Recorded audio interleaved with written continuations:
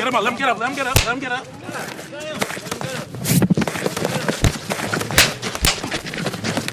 Alright, so Boruto chapter 69 just recently came out a couple days ago, and even though there was not a lot of action, we got a lot of character development as well as clarification on some of the newer motives and abilities. So even if you did read the chapter, I implore you to stick around as we're going to talk about some of the bigger picture ideas. And as always, if you guys like more videos like this, feel free to drop a sub, like, comment, and join the Discord to talk to me directly in the community.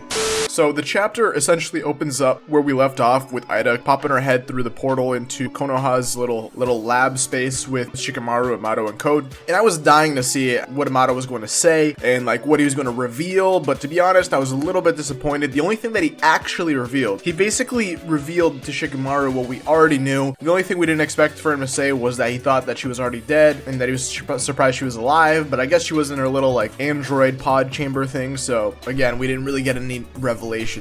He was just surprised to see her. I was also aware of Ida's ability to seduce anyone, but I didn't realize it would halt the action the entire chapter.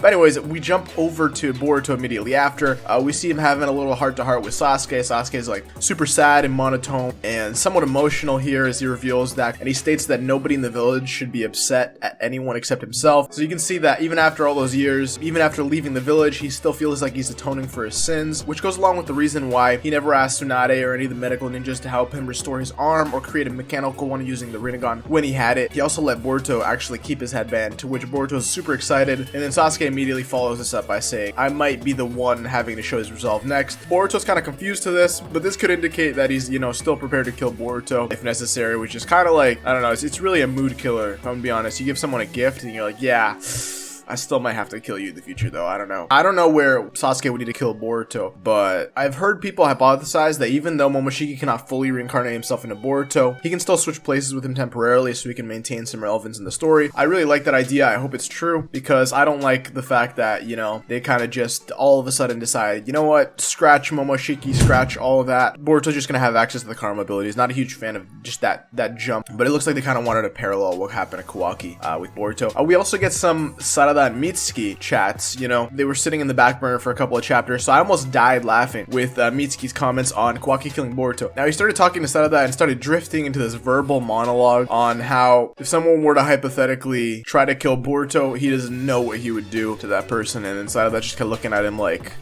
yo, are you good, bro? And he's like, ah, shoot, sorry, that's my bad, I'm just like daydreaming. Mitsuki also picks Sarada for liking Boruto a little bit. Okay, so apparently like everybody's got a crush on Boruto except for like Eida over here. But yeah, that's setting up some future romantic stuff going on with Boruto and Sarada, which I'm pretty sure everybody and their mom predicted. You know, we saw that coming from like 10 miles away. Again, we jump over to Naruto and Kawaki. This part, I was actually really interested to see the reaction after the fact, because I figured that Naruto would kind of turn a blind eye to Kawaki now. This really shows his character. Naruto stands by the fact that he said before that he's still part of the family and that Boruto's still alive, so they can like still be a family and whatnot. Sumire actually overhears the fact that Kawaki killed Boruto, which is supposed to be like top secret. She's a little bit shook, but Naruto's like, oh, he's fine. And then that's when everybody starts getting the alert that there has been attack on the lab 3 specifically. Sasuke gets it, Sasuke invites Boruto to come, Naruto gets it, and then we jump back to the actual action in the lab, the actual stuff that's going on. I was again very curious to see how these characters would react in Ida's presence, because obviously her ability works upon seducing people. I like what they did, because some of these people are like married, they're like older, so I thought it'd be kind of weird. I like what they do with Shikamaru, like he kind of like gets like a headache and he can't kind of focus. He said he feels out of whack and he thinks he's like starting to get a fever, he's sweating. I kind of like that approach that they took, and not him just being all over her. That would just be weird. So you see him actively trying to fight it, but it's pretty much hopeless. We see Delta kind of break down saying that she's so cute. That is definitely an interesting reaction here. And then Amato elaborates on the symptoms that they're feeling. It seems if these people are like older or they're more relevant to the story or whatnot, they're married, they seem to get a little bit different symptoms. Like Amato says, they get headache, vertigo, fever, impaired judgment, which I mean, it makes sense,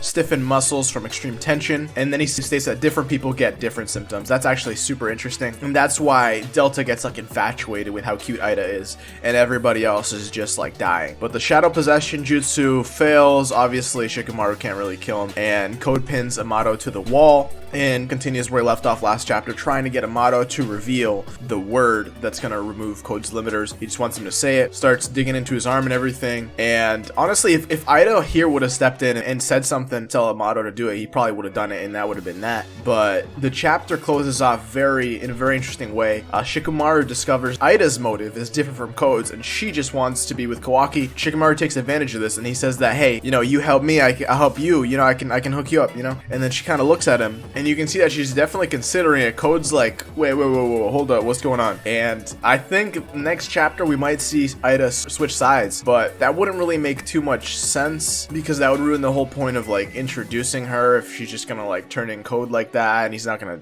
do anything against her anyways. So I don't really know how this deal is gonna plan out. It could plan out one of two ways. Either Eida joins them, she's gonna have to take Daemon with her, and everybody faces Code, and if that happens, he would need to get his limiters removed like here or in like the next scene, and then that would actually make sense to the fact that Ida's helping Konoha. Or she can just be like, nah, and go with Code, and then if she does that, Code's gonna get his limiters removed anyways. We're also gonna see Naruto and Sasuke. They're also coming towards the lab currently, so my best prediction is that Code is gonna get his limiters removed here. I don't really know what Ida's gonna do. She's gonna do her own thing. Either way, we're probably gonna end up in the same place with Code's limiters being removed. Naruto and Sasuke are gonna jump in, and they're going to get demolished by Code, because obviously he's supposed to be stronger than Jigen with his limiters removed. And then after that, they're gonna have to, like, maybe they kidnap Boruto or something. I don't know, but I'm very curious to see what you guys think. What do you guys expect for the next upcoming chapters? Personally, I think this chapter was very entertaining. I'm very glad with how they portrayed this chapter. You know, not every chapter needs to have like a ton of action, a bit of story building right here. But anyways, if you guys like more videos like this, more